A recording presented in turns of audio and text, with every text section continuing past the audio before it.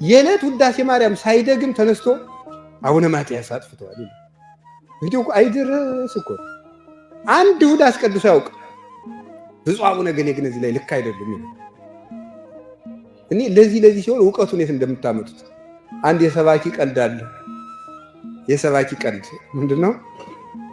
ጾሙ ሊቀነስ ነው ሰባላል እና ይሄ ቁርጥ የሚባል አለ አይደል? አዲስ አበባ አሁን እንኳን ሰው ቁርጡን ቢያውቅ ይሻለዋል፣ ተወዷል። እና እሱን ጠረጴዛ ላይ አጋድሞ እየበላ እንደዚህ ብሎ አተጾሙ ሊቀንሱ ነው ይንኩት የማያንጹ ያለ ይበላል። በራሱ እየበላ ግን ደግሞ ጠበቃ ነው ለቤተክርስቲያን። አሮጌ ጨርቅ ብሎ እዚያ ሰው ያስተባብራል። የሐሜት ጓደኞችን ቤተክርስቲያን ውስጥ ያስነሳል። አንተ እንደዚህ ያሉት እኮ እንደዚህ አረተው ነው ይቀርማል ማይረው ያለ ያደራጃል። ይሄ ምንድነው? አሮጌ ልብስ። እስኪ በሉ አዲስ አሮጌውን ጨርቅ እንደሚቀደው ሁሉ አሮጌው ጨርቅ አዲሱን ጨርቅ መሸከም እንደማይችል ሁሉ በጎ ነገርን መሸከም የማይችል ሰው ያደርገናል። ከዛ ነው ምናል እየወድዩ ወይን ሐዲስ ውስተ ዝቅ ብሉይ፣ አዲስ ወይንን ባሮጌ ማሰሮ ወይም ባሮጌ ረዋት አይጨምሩትም ማለት።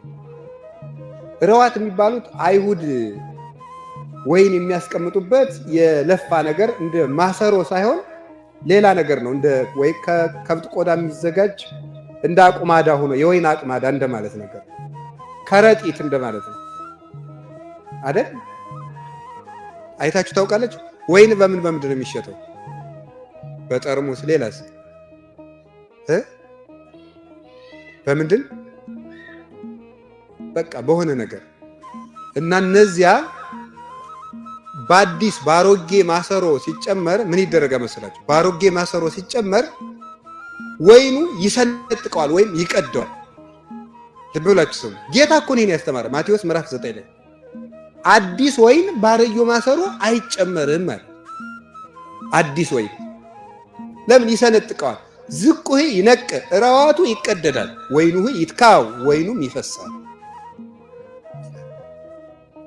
ዝቁ ይነቅ ረዋቱ ይቀደዳል ማለት አዲስ ሕግ መማር አይችልም። ባሮጌ ረዋት የተያዘ ሰው ሁሉን ነገር መሸከም ያቅተዋል፣ ስልቹ ነው። ቅዳሴ ይረዝምበታል፣ ስብከት ይረዝምበታል፣ ቤተክርስቲያን ላይ አስራት አውጣ መባል ይከብደዋል። ሰምታችኋል? ሰው በ300 ብር እየሰከረ የ100 ብር አስራት አውጣ ሲባል ግን ምንድን ነው ቤተክርስቲያን ያለ ዘረፋ።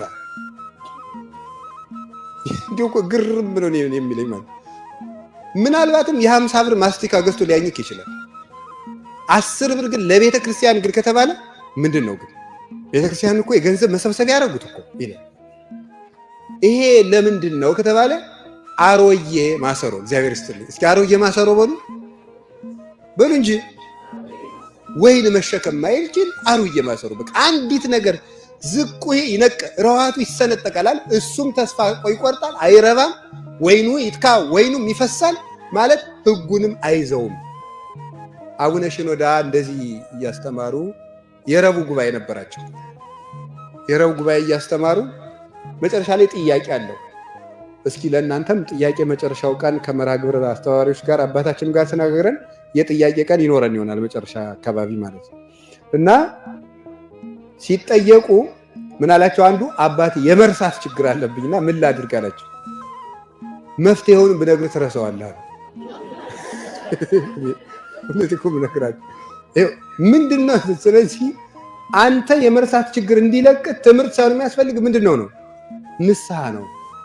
አርጅተህ ነው። በምንድን ነው ያረጀኸው? ነው በኃጢአት ስላረጀ አሮጌ ማሰሮ ሆነሃል። ትምህርቱን ልትይዘው አትችልም፣ ምክሩን አትይዘውም ነው። እና ለመማር ራሱ ንስሐ መግባት አለብን፣ መዘጋጀት አለብን። ምክር እንዲገባን፣ ቅዳሴ እንዲገባን፣ ሕግ የሚከብድብን ኦርቶዶክስ እኮ በጣም ኮምፕሊኬትድ እኮ ነው። ውይይችን ቤተክርስቲያን የሚል ሰው አለ። ምን አይነት ጾሙ እንደዚህ፣ ስግደቱ እንደዚህ፣ ቅዳሴ ስርዓቱ ሰፊ ነው ምናምን እያለን የሚያወራ ቅልል በቃ ወደኛ የሚቀርብ አይደለም ምናምን፣ ዘመኑ አልተዋጀም ምናምን ነው የሚለው። መቼስ ማለት ነው ከቃሉ ጋር ናቸው። አቤት በስፖርተኛ መስዬ ምሳሌ ላስተምራቸው። እኔ ያልጀመርኩትም ቅዱስ ጳውሎስ በግሪክ ቡጢ ውድድር አስተምሮበታል። ጢሞቴዎስ መልእክት ላይ አለ። እነዚህ ስፖርት የሚሰሩ ሰዎች ታውቋላችሁ? ቡጢ የሚገጥሙትን ታውቋቸዋላችሁ?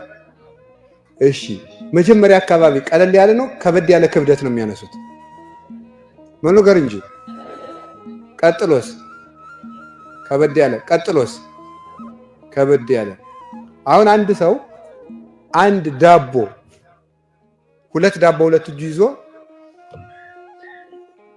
ቢል ጡንቻው ይጠነክራል።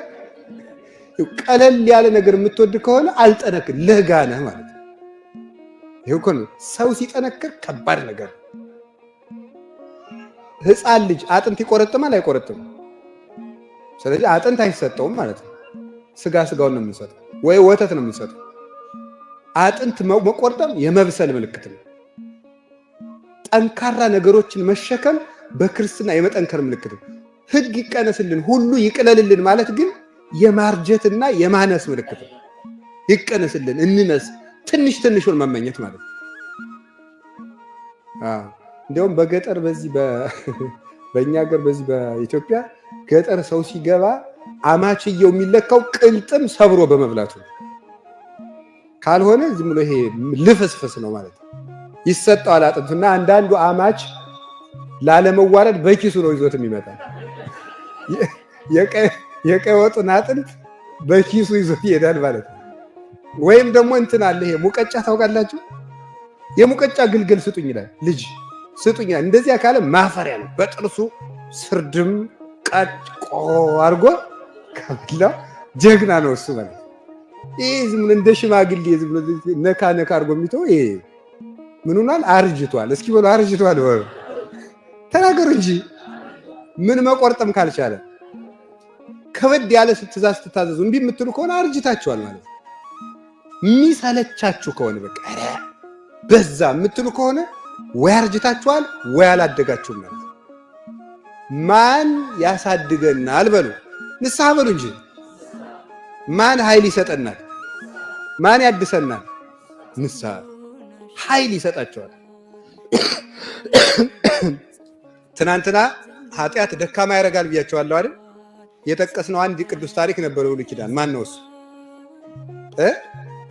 ሶምሶን ቤት በፀጉሩ ይነቅል የነበረው ሰውዬ በፀጉር ተጎትቶ ሄደ ብያቸዋለሁ።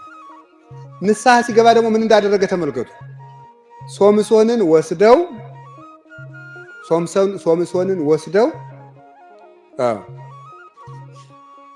ከወፍጮ ቤት እሱን እያስፈጩ ደረቅ ባቄላ እያስፈጩ አይኑን አውጥተው ፍልስጤማውያን በአዳራሽ ተሰብስበው ኋላ ደግሞ ሲፈጭ ቆይቶ ናዝፈንልን ተባለ። እየተመራ ሄዶ መሀል ላይ ሆነ ዝፈን ተባለ። ምሰሶውን ያዘ። ፈጣሪ በድያለሁ፣ ይቅር በለኝ፣ የዛሬን አንድ እድል ስጠኝ እባክህና አብረህ አጥፋኝ አለ። ንስሐ ሲገባ እግዚአብሔር ኃይሉን መለሰለት። ምሰሶውን ነቀነቀው። ፀጉሩም መብቀል ጀምሮ ነበር ይላሉ አባቶቻችን። ምሰሶውን ነቀነቀና ያንን ትልቅ ምሰሶ በጥንት የፍልስጤማውያን የህንፃ ጥበብ በኮንክሪት የተሰራ ምሰሶ ነቅንቆ አዳራሹን ደረመሰ። እንዲያውም ሶምሶን በህይወት ሳለ ከገደላቸው ጠላቶቹ በሞቱ የገደላቸው ይበዛሉ። ክርስቶስ አጋንንትን በቁሙ ከጎዳቸው ይልቅ ሲሞት የጎዳቸው ይበልጣል ብለው ይተረጉሙታል ሊቃውንት። ሲሞት ሞትን ገድሎታልና በሞቱ ንስሐ ኃይል ይመልሳል፣ ድካም ያርቃል። አሁን ስናስቀድስ እንዲህ ቁጭ ብድግ ላባችን ጥምቅ የሚለው ለምንድን ነው? አርጅተን በሉ። ንስሐ ስንገባ ኃይል እናገኛለን። እስቲ ቀጥ ብለን ማናስቀድሰው ለምንድን ነው? ርዝሞብን። አሁን እንደውም በእኛ ቤተክርስቲያን ነው እንጂ መቋሚያ አሁን መመኑ መቋሚያ ያለው እርኬታው መጌቶች ሊዘሙበት ነው። ይሁን ቤተ መቅደስ መቋሚያ ያለ እናንተ ወንበር አላችሁ። በእንክብካቤ እኮ ነው የምትኖሩ ታውቃላችሁ። ግን በጣም እንክብካቤ። እስቲ አሁን ግሪክ አብያተ ክርስቲያናት ብትሄድ ወንበር የለም፣ መቋሚያ የለም፣ አይፈቀድም። እኛም ቀጥ ብለን ማስቀደስ አለብን ክርስቶስን እያሰብን። ለምን ይደክመናል? ቁጭ ቅዳሴው ሲያበቃ ተመስገን። ለምንድን ነው እንደዚያ የምንለው? አርጅተን እግዚአብሔር በንስሐ ያድሰን። እስኪ በሉ ወከመ ንዋየ ለብሃት ቀጠቅጦሙ ይላል መዝሙር 2 ላይ ሲናገር፣ እንደ ሸክላ ትቀጠቅጣቸዋለህ ይላል። እንደ ሸክላ ትቀጠቅጣቸዋለህ ማለት የሸክላ ሰሪ ልታድስ ስትፈልግ ምንድነው የምታደርገው መሰላችሁ?